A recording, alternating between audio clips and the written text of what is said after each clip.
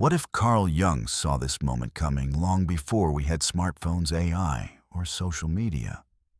What if his final warning wasn't just psychological, but prophetic? Because here's the unsettling truth. Decades ago, Jung spoke of a psychic storm approaching, a collective upheaval that would shake the very foundation of our inner world. And now here we are, in a world where algorithms know our desires before we do, where artificial intelligence can mimic our thoughts, our faces, even our emotions.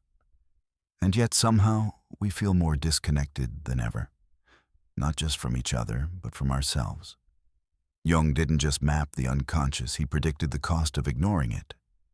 He warned of a rising collective unconscious, a psychological tide that would sweep us into confusion, anxiety, and existential despair if we failed to integrate the deeper truths of the soul.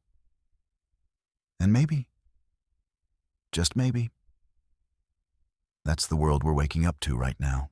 Take a look around. We scroll endlessly, but feel empty. We're more connected, but lonelier than ever. Mental health is in crisis, meaning is evaporating, and technology is evolving faster than the human soul can keep up. It's almost as if Jung's vision is no longer a theory. It's a mirror. In this video, we're diving into the final vision Jung tried to leave behind, the one few people talk about. Not just the shadow, not just dreams, but what he believed was the spiritual fate of humanity if we refuse to awaken. So if you've ever felt like something deep inside you is trying to break free, if you've ever questioned where we're headed as a species, or what really matters in a world driven by code instead of consciousness, you're exactly where you need to be. Let's uncover the truth Carl Jung tried to warn us about and why it may already be unfolding in your life. Right now, the gigantic catastrophes that threaten us today are not elemental happenings of a physical or biological kind, but psychic events. To a quite terrifying degree, we are threatened by wars and revolutions which are nothing other than psychic epidemics. Carl Jung, the undiscovered self. Let's pause for a moment. That quote wasn't written in 2024. It was written in 1957. And yet, doesn't it sound like he's talking about us, about the mental health crisis, the algorithm-driven rage, the constant polarization, about how society feels like it's standing on a psychological fault line? Jung saw it coming, not because he was a doomsayer, but because he understood something we still struggle to face, that the true danger of humanity is not what's out there. It's what's buried in here in the human psyche, ignored, denied, repressed. The Jung believed the most destructive force in the modern world wasn't nuclear war or collapsing institutions. It was the rising tide of what he called the collective unconscious. But what exactly is that? He described it as the inherited reservoir of symbols, instincts, and fears that all human beings carry beneath our personal stories, beneath our culture, beneath our conscious thoughts. And here's the terrifying part. When we don't face our personal shadows, they merge into a collective one. A dark fog that seeps into media politics, groupthink. Where people don't think for themselves, they react from something deeper, something older, something unacknowledged. Visual suggestion, overlapping images of crowded protests, algorithmic news feeds, AI neural nets, and quick flashes of classic Jungian inkblot images. Awaken memories, dreams, reflections. Jung warns, as scientific understanding has grown, so our world has become dehumanized. Man feels himself isolated in the cosmos because he has ceased to hear the voices of his soul. Sound familiar? We've built satellites that can scan galaxies, but can't sit quietly with our own thoughts for 10 minutes. We can command AI to finish our sentences, but many of us don't know what we truly want to say anymore. Jung believed this disconnection between ego and soul is the root cause of our suffering. And when that gap gets too wide, the human psyche tries to fill it with substitutes. He wrote that if people lose connection to their inner divinity, they will look for new gods in the outside world. That might sound abstract, but let's break it down. Our new gods might be technology promising us immortality through data, or consumerism offering happiness through things we don't really need, or extreme ideologies giving us belonging without having to understand ourselves. Jung wasn't just observing history, he was predicting a spiritual crisis. Take AI, for example. Jung didn't live to see artificial intelligence, but he would have seen it for what it is, a projection. AI is humanity's shadow projected into code. It mirrors us faster, smarter, emotionless. It has no soul, because we didn't put one in. And yet millions are already treating AI like a wise oracle or a moral compass. Which raises the question, if we outsource our thinking to machines, what happens to our humanity? Are we still individuals, or just fragmented nodes in a digital hive mind? Visual suggestion person alone in a dark room, lit only by screen glow, morphing into a faceless digital avatar. Nora. Jung wrote, "The loss of instinct and the increased dependence on conscious knowledge are the distinctive features of modern man. But this knowledge is often defective, and without wisdom, knowledge is useless." Let that sink in. We have more information than ever in human history, and yet more confusion, more division, more despair. This is what Jung meant by the breakdown of individual consciousness.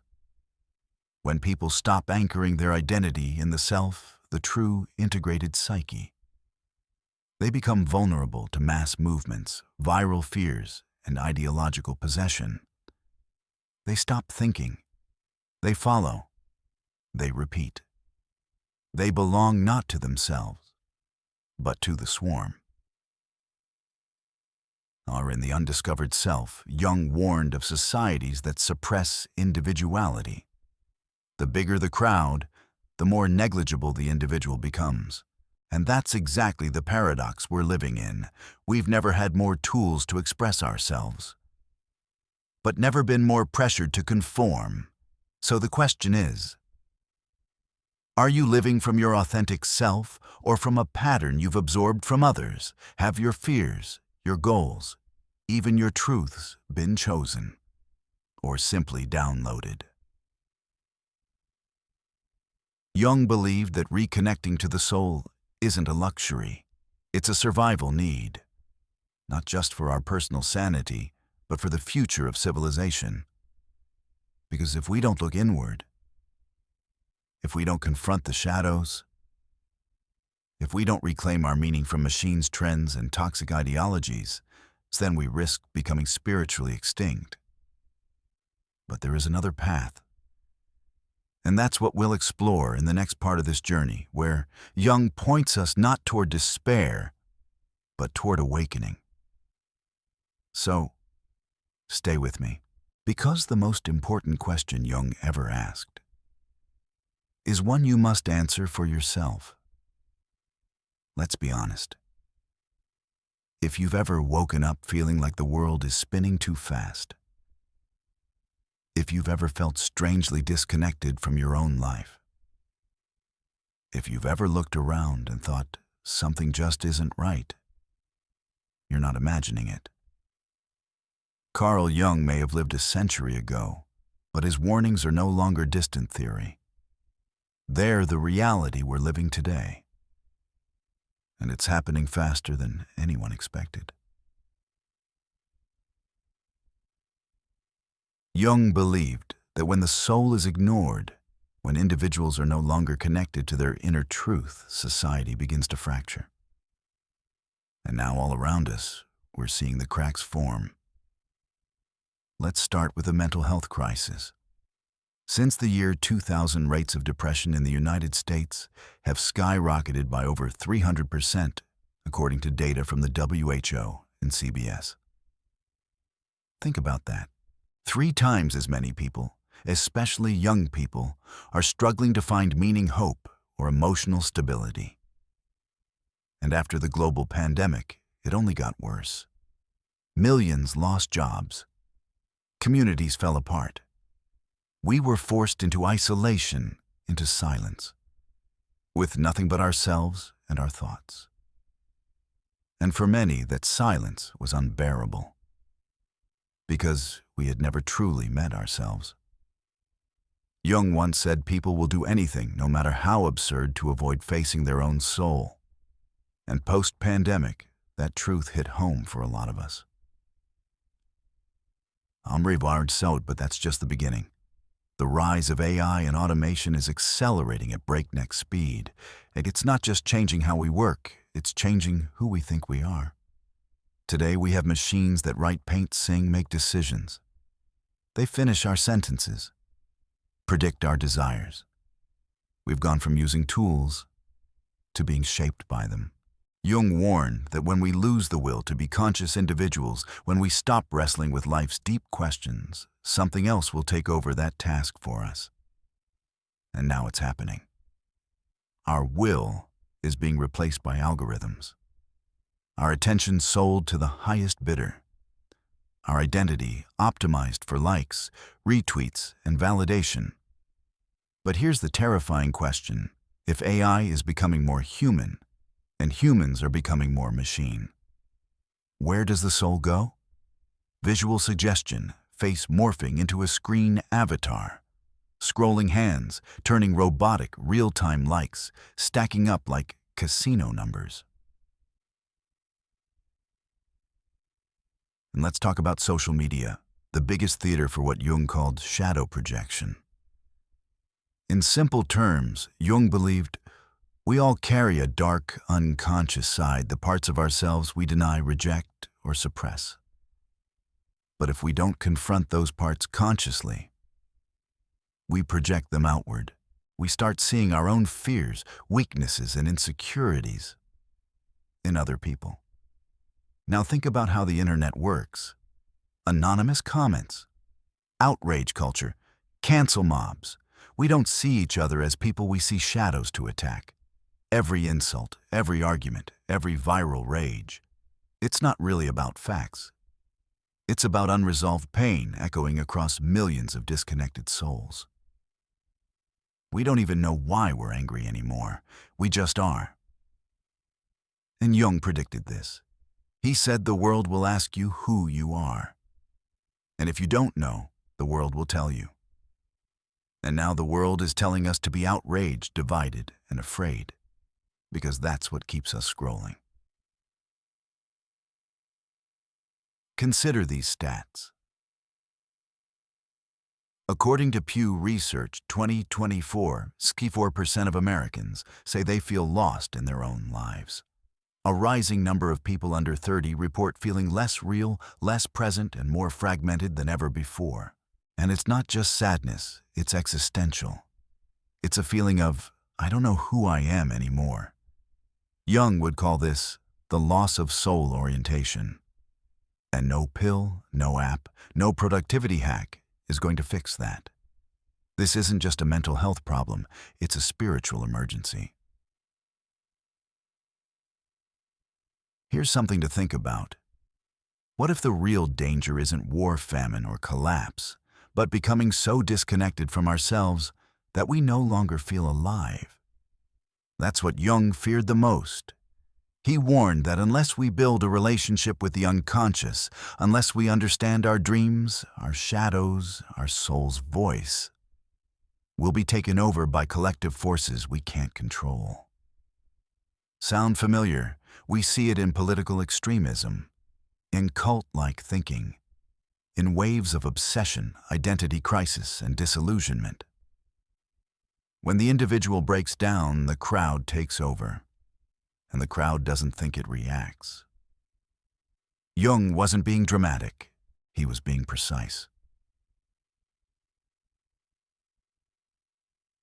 So where does that leave you? Have you noticed how hard it is to be still lately? how silence feels heavier than ever, how scrolling through endless content still leaves you feeling empty. That's not a bug in the system. That is the system. A world where we've outsourced meaning to machines and forgotten how to listen to the quiet truth inside us. Jung would say it's not too late. But first we have to look inward at the pain we've ignored, the truths we've avoided, and the potential we've never fully claimed. Because the soul doesn't scream, it whispers. And if you're watching this video, maybe that whisper is finally being heard. And in the next part of this journey, we'll explore how Jung believed we can reclaim our power, not through force, not through ideology, but by confronting the one thing we're most afraid of ourselves. So stay tuned, because the path back to wholeness starts with a single question. Are you ready to meet the person you've always been beneath the noise? Let's stop for a second. In the midst of all the noise, the breaking news, the trending sounds, the next dopamine hit on TikTok, ask yourself this simple question: and when was the last time you sat with your own soul without trying to escape it? Because what Jung offered us wasn't a political solution, wasn't a religious dogma, wasn't a productivity hack. It was a spiritual path, a roadmap not to fix the world out there, but to rediscover the one within. And that path is called individuation. Come on, what is individuation? In Jung's own words, individuation is the process of becoming who you truly are. Not who society told you to be, not what your ego pretends to be, but the authentic self beneath the masks. It's not about becoming perfect. It's about becoming whole. It's about integrating every part of yourself, the light and the dark, the wounds and the wisdom, the conscious and the unconscious. Most of us are fragmented. We're split between who we are and who we think we're supposed to be. That split is where anxiety breeds. Depression, addiction, emptiness. Jung believed that the soul doesn't want you to be good. It wants you to be real. Visual suggestion. A face cracking like porcelain, revealing glowing light beneath. Quiet music builds. Now, but to become real, you have to face what Jung called the shadow. The shadow is the part of you that holds everything you've rejected, denied, or hidden. The anger you suppress, the envy you pretend not to feel, the childhood wounds you buried, the shame that whispers, "I'm not enough." Jung didn't say destroy the shadow. He said face it. Because what you don't face controls you. He wrote, "One does not become enlightened by imagining figures of light, but by making the darkness conscious." In other words, healing doesn't come from avoiding your pain. It comes from walking through it.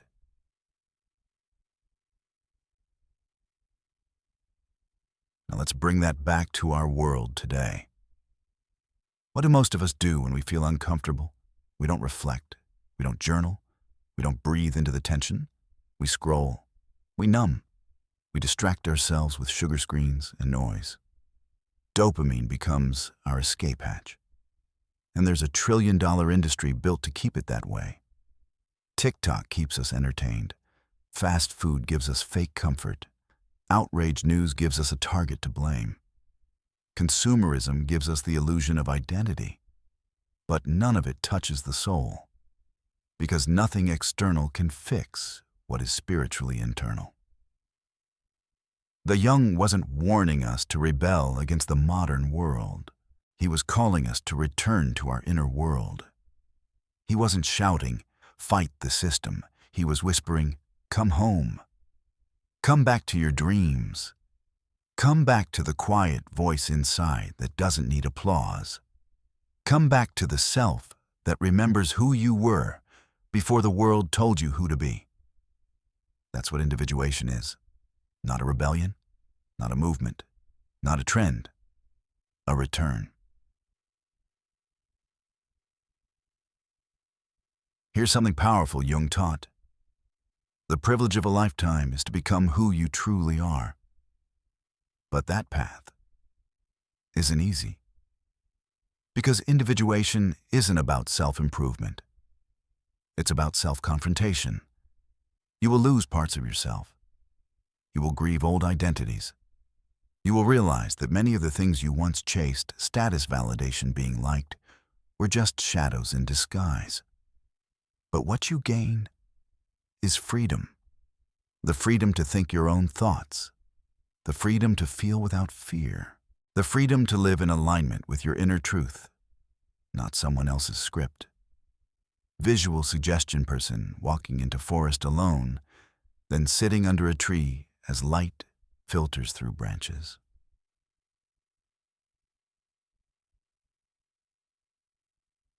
So how do you start? Jung didn't offer step-by-step checklists, because the journey is different for each of us. But he gave us tools, and here are 3 you can begin with. 1. Shadow work. Ask what triggers you emotionally and why. What are you judging in others that might reflect something in yourself? 2. Active imagination. Jung encouraged dialoguing with your unconscious through dreams, journaling, or even creative visualization. When was the last time you actually listened to your dreams? 3. Withdrawing projection. What parts of yourself are you projecting onto others? Can you reclaim that energy and own it? This isn't about blaming yourself. It's about becoming aware. Awareness is the beginning of transformation. Ostarno kuwarawar, bordanet dobis duruarm. And here's something Jung never sugarcoated: this work will isolate you. Not everyone wants to go inward. Not everyone wants to break free from the dopamine loops and ego games. You might lose friends. You might feel misunderstood. You might even wonder if you're going crazy. But Jung would tell you, that's how you know you're on the right path. Because sanity in an insane world often looks like madness at first. Here's the beauty, though. As you begin to integrate your shadow, you stop reacting. You stop blaming. You stop trying to fix or change others. You become grounded, compassionate, clear. You begin to carry something sacred inside a presence. That's individuation, not perfection, not enlightenment, but presence. The ability to sit with all parts of yourself without needing to run. So let me ask you, have you been living from your soul? Or from your schedule, have you been reacting to life or relating to it? Are you scrolling for answers when the real ones are already inside you? If this speaks to you, it's not because this video is profound. It's because you already know.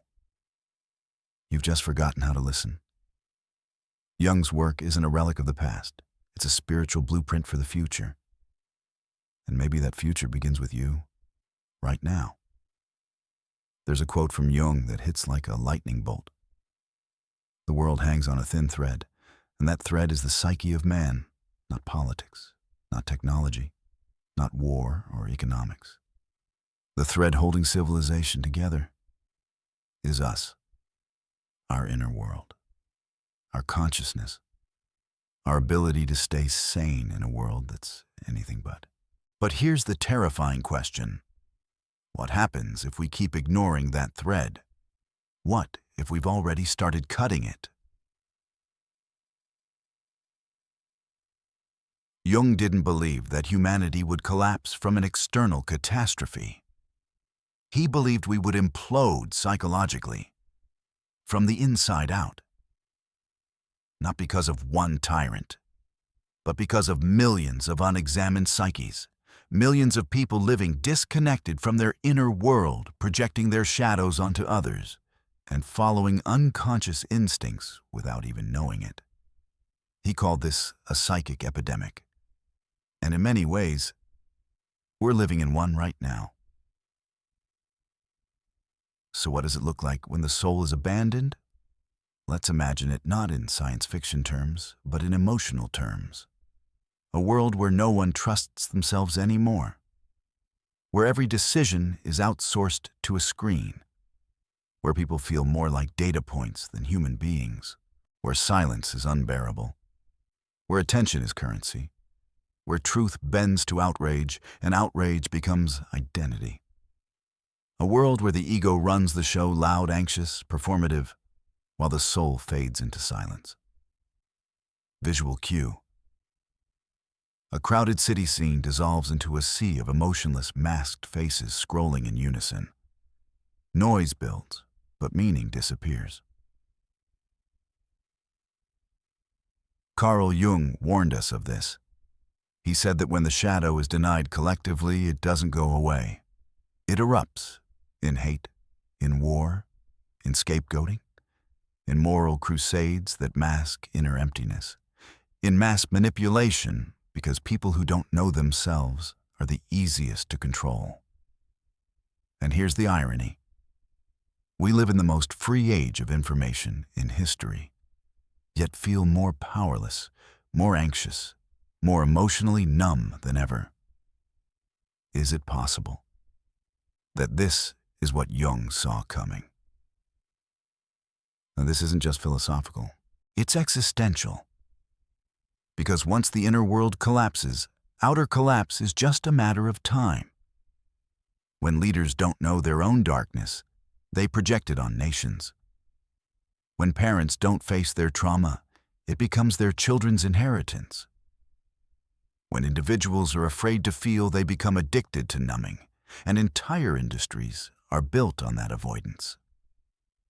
The shadow isn't evil. The shadow is truth we refuse to feel. And when enough people refuse to feel it, becomes history's nightmare.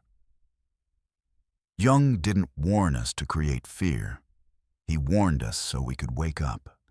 Let me ask you something. Have you ever had a moment where you realized you were running on autopilot, where your reactions weren't really you? But something older, deeper maybe, even inherited. That's the unconscious. And every time we ignore it, it grows in power beneath the surface, in our politics, in our relationships, in our collective destiny. Because a world that abandons the soul becomes a stage of egoic chaos, a world of noise, of division, of distraction, where we keep asking, what's wrong with the world, instead of asking, what's going on inside me? Jung warned of a future where humanity would become technologically advanced, but spiritually bankrupt. And now, with AI writing poems and politicians acting like algorithms, we're seeing what happens when soul and science drift apart. Progress without purpose, intelligence without wisdom, speed without stillness. It's no longer a metaphor, it's reality. And here's the kicker. We might not even notice the collapse. Because collapse in the psyche doesn't look like fire, it looks like numbness, like apathy, like scrolling past suffering, like forgetting what it means to be human. Jung said, the greatest danger to humanity is not weapons, but the inability to deal with one's own inner conflicts. So here's the honest truth. If we don't return to the inner world, if we don't teach people to face their shadows, to listen to their dreams, to integrate their pain, we will repeat history. Not because we're evil, but because we are unconscious. I picture a society built only on ego, where productivity is more valued than presence, where appearances matter more than authenticity, where fear is used to sell identity, and identity is sold back to us through algorithms. In that world, there is no room for soul, only performance, only reaction, only endless forgetting. And what's the cost? Meaning, connection, and the thread that Jung said holds us all together.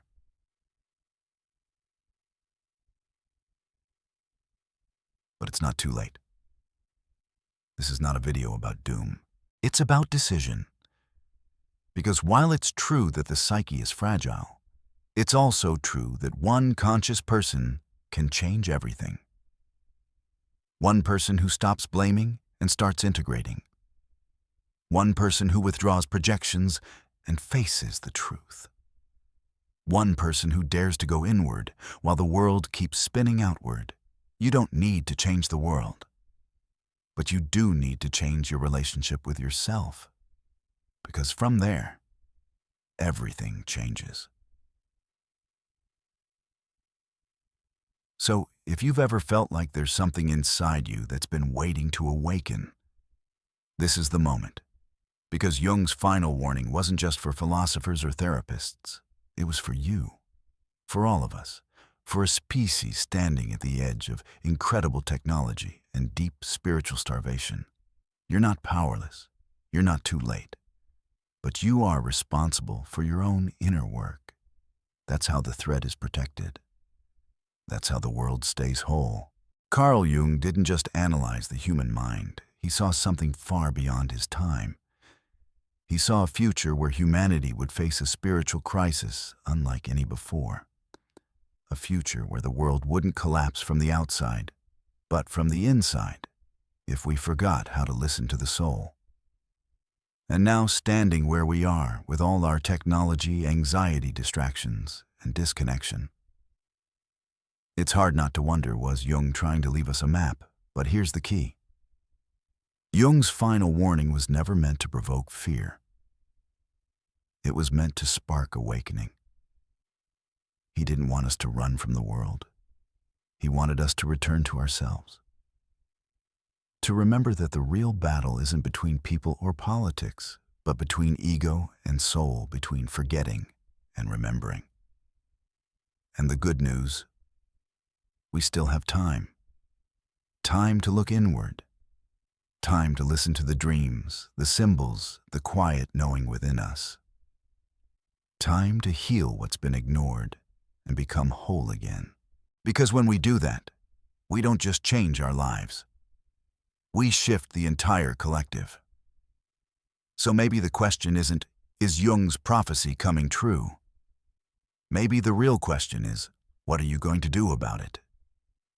Like, if this message stirred something deep inside you, that's not by accident. Subscribe for more soul-centered content that goes beneath the surface.